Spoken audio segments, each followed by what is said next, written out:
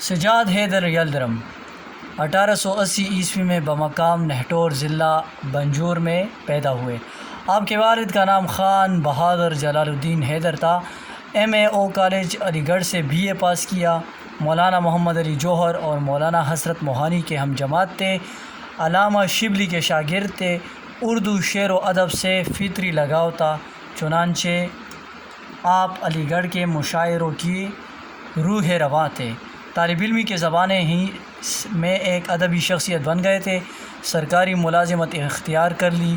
3 سال تک بغداد کے برطانوی قونصل خانے میں بطور مترجم کام کیا۔ پھر قسطنطنیہ کے برطانوی سفارت خانے میں چلے گئے۔ وہاں انہوں نے ترکی زبان سیکھی اور ترکی ادب کا گہرا مطالعہ کیا۔ واپسی پر ڈپٹی کلکٹر بنا دیے گئے۔ 1920 میں علی گڑھ یونیورسٹی کے پہلے رجسٹرار مقرر ہوئے۔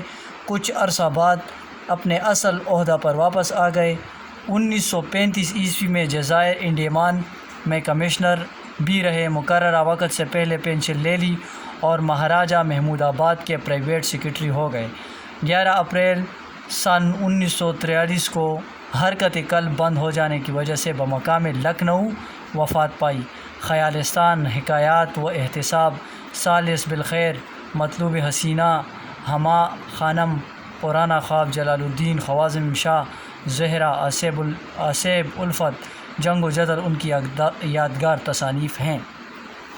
اسلوب نگارش کی خصوصیات: ترکی زبان و ادب سے دلچسپی: ترکی زبان اور جدید ترکی ادب میں گہری دلچسپی رکھتے تھے۔ کالج سے فارغ ہوتے ہی ترکی زبان سیکھنے کا شوق چڑھا۔ اسی بنا پر بغداد کے برطانوی قونصل خانے میں ترکی زبان کے مترجم مقرر ہوئے۔ قیام ترکی کے دوران ترکی زبان اور ادب میں مزید دلچسپی پیدا ہوئی۔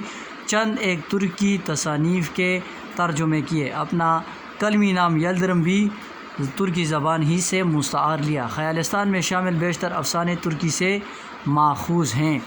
دوسری خصوصیت: رومانیت: یلدرم اردو ادب کی رومانی تحریک سے وابستہ اور سروجنی نائڈو اور رابندرا ناتھ ٹیگور کے روحانی اور رومانی خیالات سے بہت متاثر تھے، چنانچہ ان کے افسانوں میں رومانیت کی واضح جھلک ملتی ہے۔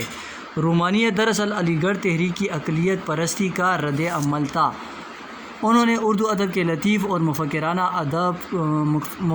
ادب کا نیا اسلوب پیدا کیا۔ یلدرم اور ان کے معاصرین کو مغربی تعلیم نے کچھ نئے پیغامات دیے تھے۔ اس طرح کچھ خواب اور آرزوئیں پروان چڑھی تھیں اور زندگی کے ایسے نئے اسالیب سامنے آئے تھے جو مشرقی تہذیب اور معاشرت کے لیے اجنبی تھے۔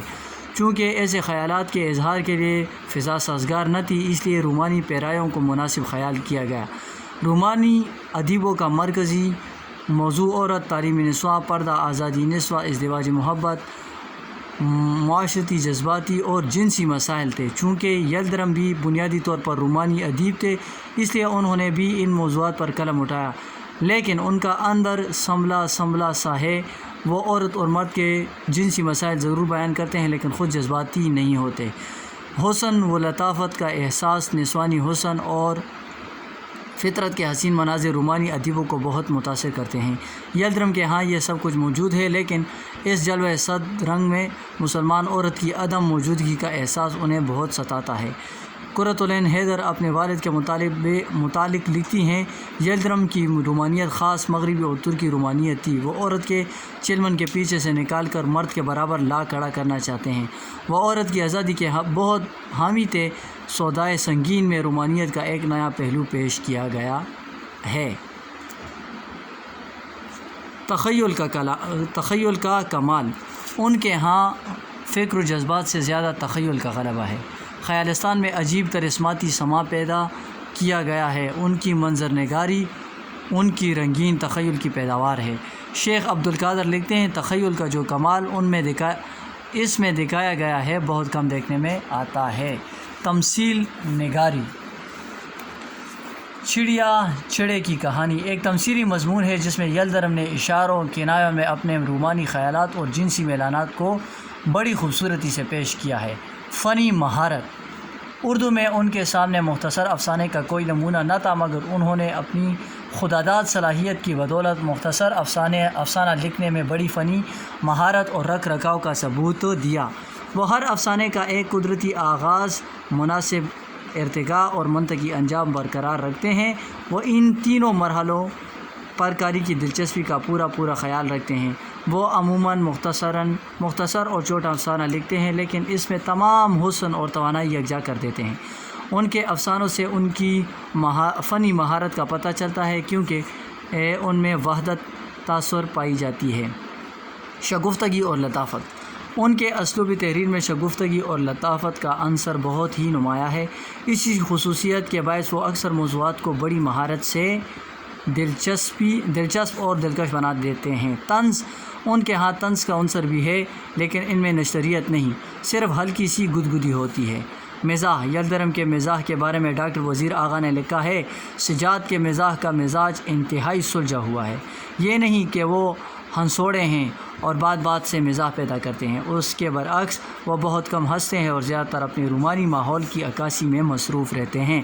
تاہم جب کبھی مزاح کے موڈ میں آتے ہیں تو ان کا قلم بڑے خوبصورت نقش ابھارتا ہے۔ شعر نما نثر۔ یلدرم کی طبیعت میں حسن و لطافت اور نفاست کے عناصر بدرجہ اتم موجود تھے۔ وہ اگرچہ شعر نہیں کہتے تھے، لیکن ان کا احساس اور سوچ شاعروں کی سی تھی۔ وہ زندگی میں شعریت، نغمگی اور تصویریت کے دلدادہ تھے۔ ان عناصر نے ان کی نثر کو بڑا دلکش بنا دیا ہے۔ وہ سیدھی سادی نثر لکھنے کے بجائے رنگین، شعریت سے بھرپور اور افسانہ نما نثر لکھتے ہیں، لیکن اس طرح ان کے عام فہم اور دلکش ہونے میں کوئی فرق نہیں آتا، بلکہ اس سے حسن بیان میں اضافہ ہوتا ہے۔ وہ اپنے محسوسات کو خوب تر پیرائے میں پیش کرتے ہیں۔ وہ موضوع، الفاظ کے انتخاب میں، موقع کی مناسبت اور ترکیبوں کی بندش میں نفاست کا خیال پورا لحاظ رکھتے ہیں۔ اصلاح احوال۔ رومانی ہونے کے باوجود وہ معاشرتی زندگی کے اصلاح پر بہت زور دیتے ہیں۔ انہوں نے اپنے افسانوں کے ذریعے عورتوں کے حقوق کی طرف توجہ دلانے کی کوشش کی، لیکن وہ واز کرنا پسند نہیں کرتے، بلکہ افسانے کے افادی پہلو کو سامنے رکھتے ہیں۔ چنانچہ قاری اس سے براہ راست متاثر ہوتا ہے۔ اردو ادب میں یلدرم کا مقام۔ سجاد حیدر یلدرم کا تعلق اردو کے رومانی دبستان سے ہے۔ افسانوں کی مقبولیت کے اعتبار سے وہ اردو کے پہلے افسانہ نگار ہیں، جن کے افسانوں کو سب لوگوں نے پسند کیا اور بڑی رغبت سے بار پڑھا۔ افسانوں کے علاوہ انہوں نے اعلیٰ درجے کے ہلکے پھلکے مضامین اور کئی ایک قابل ذکر ڈرامے بھی لکھے۔ اردو افسانے میں ان کی ولیت مسلم ہے۔ اب تک پریم چند کو سب سے پہلا افسانہ نگار مانا جاتا تھا، لیکن جدید تحقیق کی روح سے یلدرم کا افسانہ نشہ کی پہلی ترنگ اردو کا اولین افسانہ ہے، اور اس لیے یلدرم کو اردو زبان میں مختصر افسانے کا بانی بھی کہا جا سکتا ہے۔ یلدرم کو اس لحاظ سے اردو کا ایک صاحب طرز ادیب کہا جا سکتا ہے کہ انہوں نے ایک پیش رو کی حیثیت سے اپنے نئے رومانی خیالات کے اظہار کے لیے نہ صرف اردو ذخیرہ الفاظ و تراکیب میں وسعت پیدا کی، بلکہ ان خیالات کے اظہار کے لیے پیرایہ بیان کے حسن کو بھی ملحوظ رکھتے ہیں۔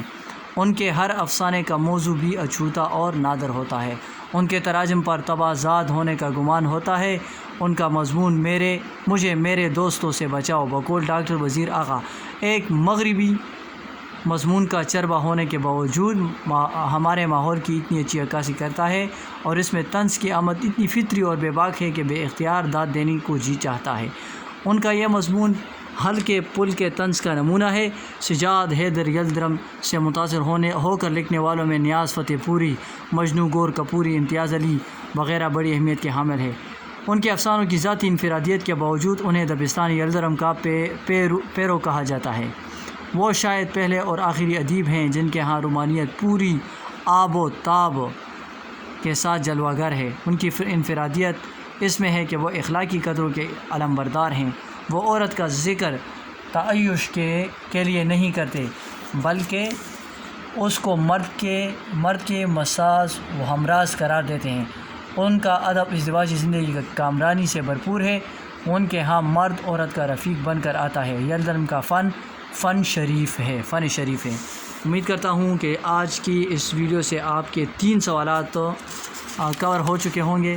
ایک سجاد حیدر یلدرم کے حالات زندگی، دوسرا ان کے اسلوب نگارش کی خصوصیات، اور تیسرا اردو ادب میں یلدرم کا مقام۔ ان 3 سوالات کے جوابات آپ اس ویڈیو سے اخذ کر سکتے ہیں۔ امید کرتا ہوں کہ آپ کو ویڈیو اچھی لگی ہوگی۔ ویڈیو کو لائک کریں، چینل کو سبسکرائب کریں۔ آپ تمام دوستوں کا بہت شکریہ۔ السلام علیکم ورحمۃ اللہ وبرکاتہ۔